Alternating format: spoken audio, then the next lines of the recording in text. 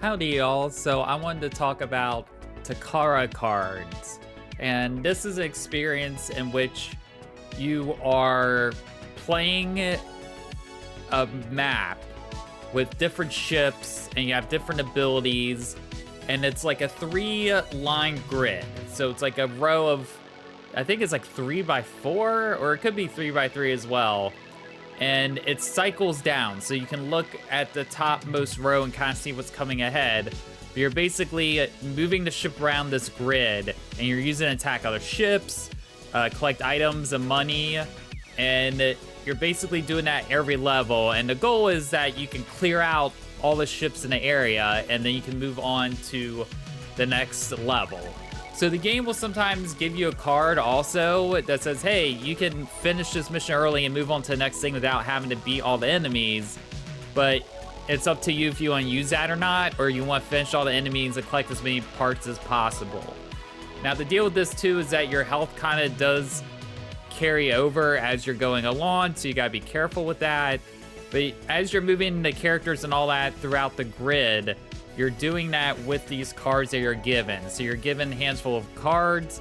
As you're moving along this map, you then get to places where, oh, you might be in an area where here, oh, I can buy something here.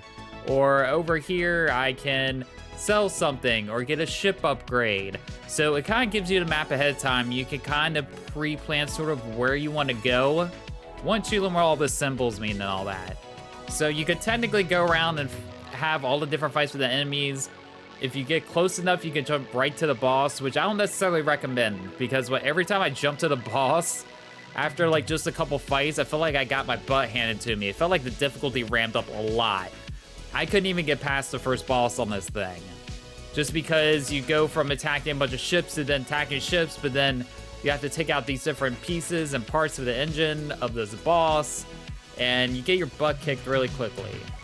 But as you're going through the game and using these cards, some tell you like, oh, it does this much attack in this direction, or oh, you can swap with this other ship and it'll destroy the ship as well, or you can attack and it'll move your ship back. You get shields, you know, so it's all these different cards do different things, and you have to kind of carefully plan what you're gonna buy in advance.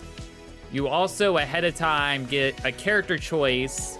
And the character choice is kind of limited. You have to unlock it as you go as far as different types of characters in terms of what they look like and what their abilities are.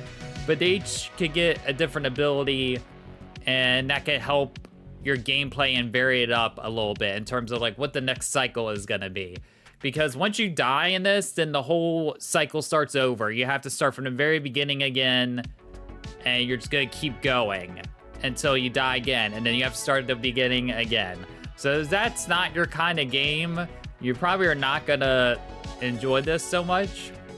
But it has its charm. I like the art style. It's got an arcadey feel to it.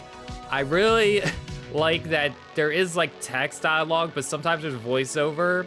And the voiceover, you can tell it just came from the dev. And the dev's just like, oh, I'm just gonna voice all these characters, whether male, female, doesn't matter. So he'll like do a little high-pitched voice if it's a more feminine voice or something like that. So it was kind of charming just to hear the dev, you know, just be like, I'm just gonna do this myself.